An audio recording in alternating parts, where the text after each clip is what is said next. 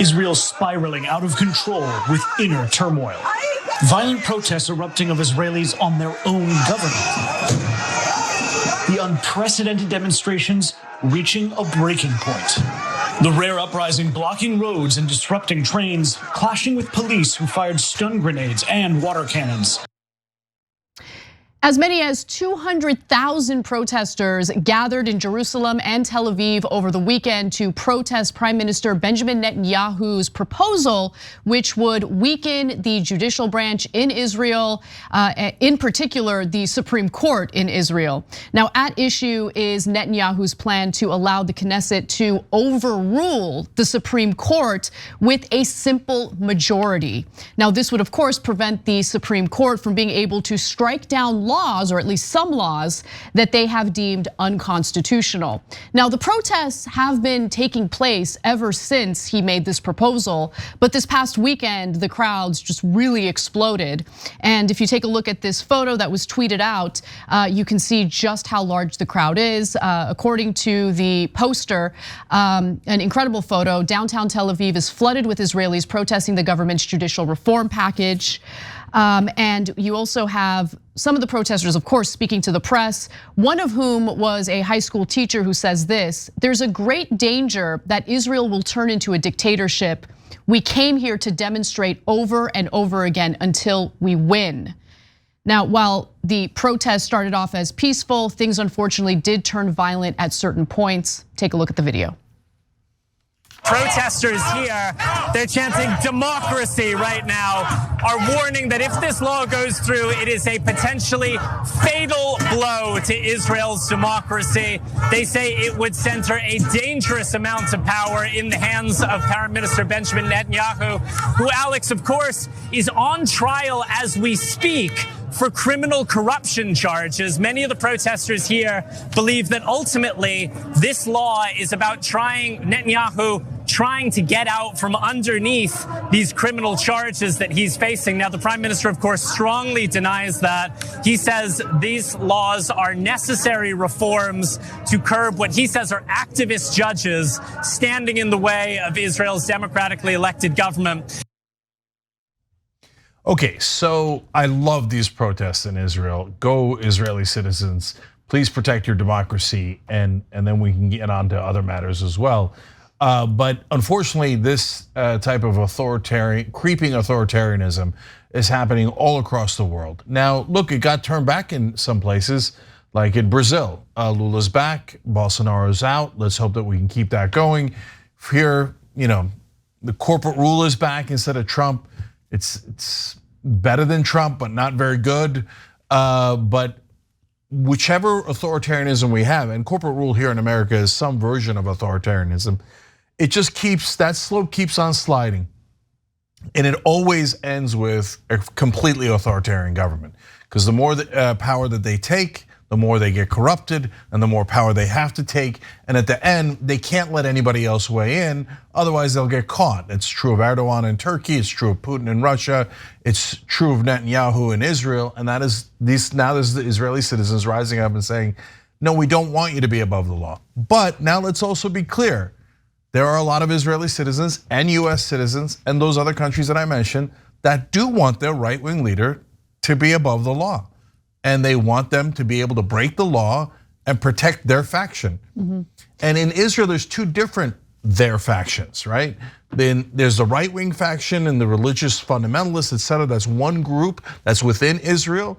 And of course, the other faction is just Israel versus the Palestinians. And basically, so far, the Israeli citizens have said many, many times, no, we like Netanyahu's version of brutality. But now when it's turned against their own citizens, they like it a little less. Yeah, and just to comment on what you referred to in regard to other countries that also have a faction of voters or citizens who want to protect their leader. I mean, we certainly have that here in the United States, right? It didn't matter what Trump would be accused of. It didn't matter what kind of evidence was presented to show that he was in fact guilty of what he has been accused of. His supporters stood by his side no matter what. And for anyone who has that kind of ideology, I would just ask you to think about the consequences, or what you would feel if the shoe were on the other foot, or if the politicians you do not prefer took advantage of that type of authoritarianism, essentially, right? Yeah, they would despise it, and they would think that it was the worst thing that ever happened to humanity. Except, look, I hate to say it, but in my experience, right-wing voters all across the world do not care about hypocrisy at all, 0%. If you said to them, shoe on the other foot, they'd be like, well, it isn't on the other foot. In fact, I took it off and I beat you with it. And I love that I beat you with it. So I don't think religious fundamentalist voters in Israel, which is a huge part of the problem, or in America, or in Russia, or in Turkey, are gonna all of a sudden turn around and go, oh my God, you're right. How about my fellow man, right? No, they're gonna go, fundamentalism, beat them before they beat us. You know, the other thing to mention is that while these protests are huge, Netanyahu did win the election with a landslide. So there's a huge portion of the electorate in Israel that favors him. Now, I don't know if any of them have changed their mind about Netanyahu after he proposed to weaken the Supreme Court in Israel, but I do want to give you some more details about what happened over the weekend. So I had earlier mentioned that, it was mostly peaceful, but in certain moments, things did get a little violent. Footage released by police later showed protesters breaking down barriers in Tel Aviv and igniting fires as they blocked roads. Police sprayed water cannons at the protesters. Some protesters found out where Netanyahu's wife was. Apparently she was getting her hair done and they decided to target her. So we have a little bit of video on that as well. Let's take a look. Crowds even gathered outside an upscale hair salon where Netanyahu's wife, Sarah, was getting her hair done. Some chanting in Hebrew, quote, "The country is burning and Sarah is getting a haircut." Israeli media said police were called to her aid and she was removed from the scene unharmed. Her husband later tweeting, "The anarchy must stop. It can cost lives." And the protests even extended to outside their home in Jerusalem. That demonstrator alluding to a Palestinian village in the occupied West Bank, where violence is the worst in 20 years, according to the Palestinian Health Ministry. So I wanted to just quickly make a reference to Hawara, which was mentioned in that video, because Netanyahu, in regard to what happened to his wife, compared what happened to his wife to the village of Hawara, which was burnt, or fires were set there by vigilantes, Israeli vigilantes. I'll get to more details about that in just a moment. But he actually received a lot of backlash for making that comparison, and he walked it back afterward.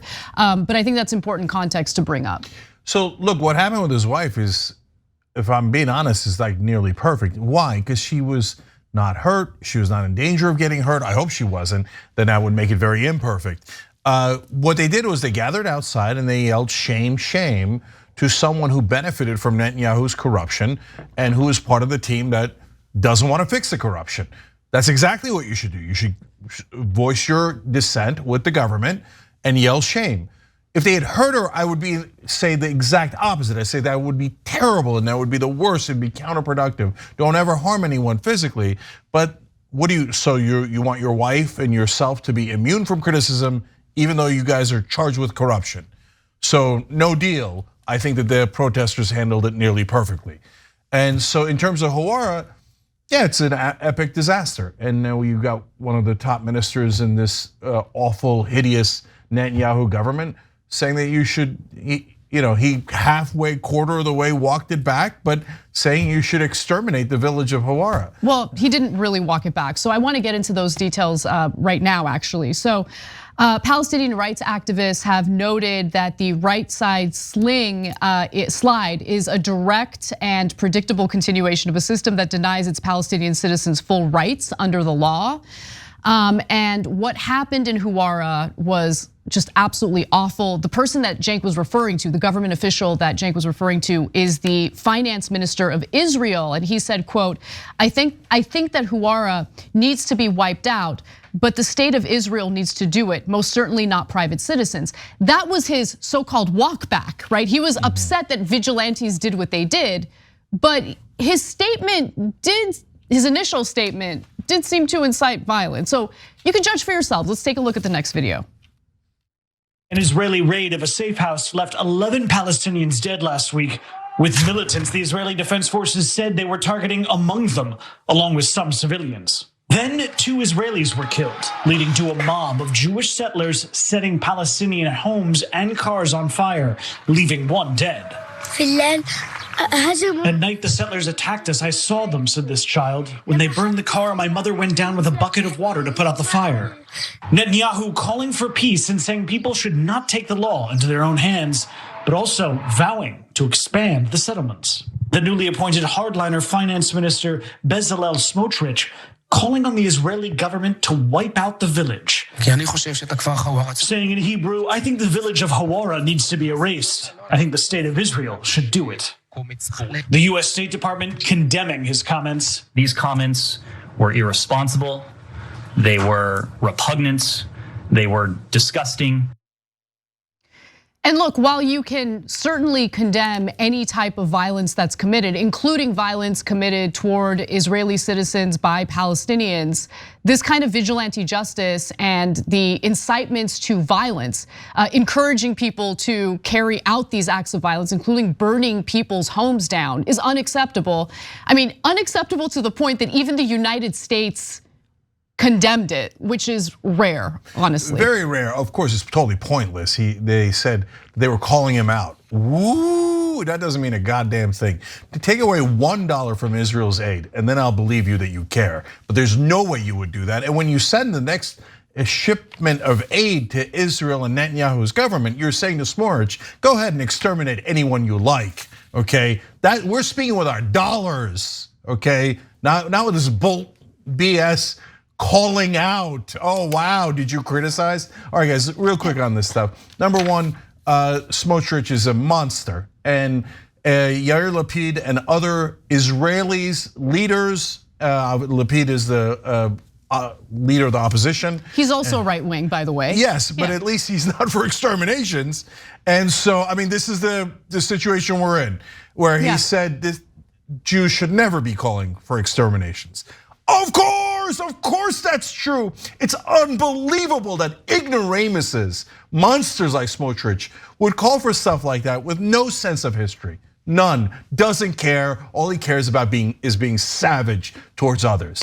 It's disgusting. And by the way, I just want to make sure that we cover all our bases and give you all the details. So let's go to graphic 6 here, because what prompted this kind of reaction toward this village? Well, apparently it was, so Smotrich was responding to a question asking why he had pressed like on a tweet by Samaria Regional Council Deputy Head David Benzian.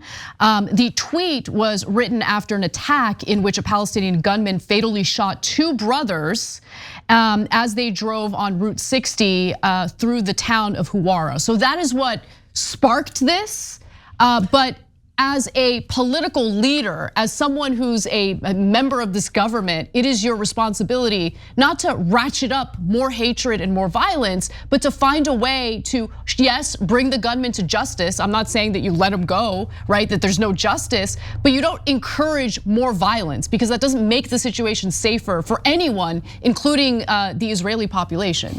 Well, Smotrich went on to clarify that for every act of terrorism, Palestinian shops should be closed. Wait, did the shopkeeper do it? No, he doesn't care. Collective punishment. Exactly what Jews should be against.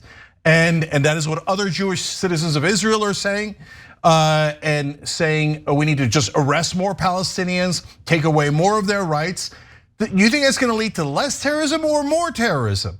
So you're saying do not target the terrorists, just target Palestinians, because you're deeply bigoted, racist piece of crap. Well, you know, one of the criticisms that we've had is the disproportionate response from the IDF, the Israeli Defense Forces, or the Israeli government.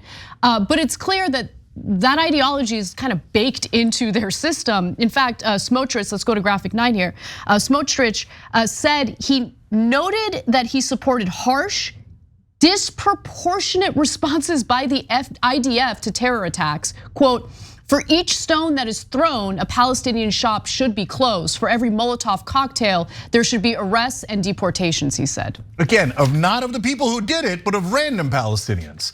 Okay, so look guys, right now, so I have a hard ban for myself on the Gulf countries. I'm not gonna go to a country that led by fundamentalist Muslims who might arrest me for being agnostic or atheist, right?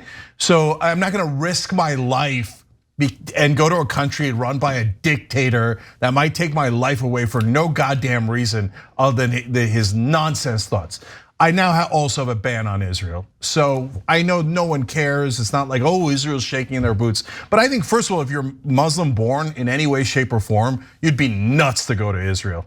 I mean, these guys are in charge now.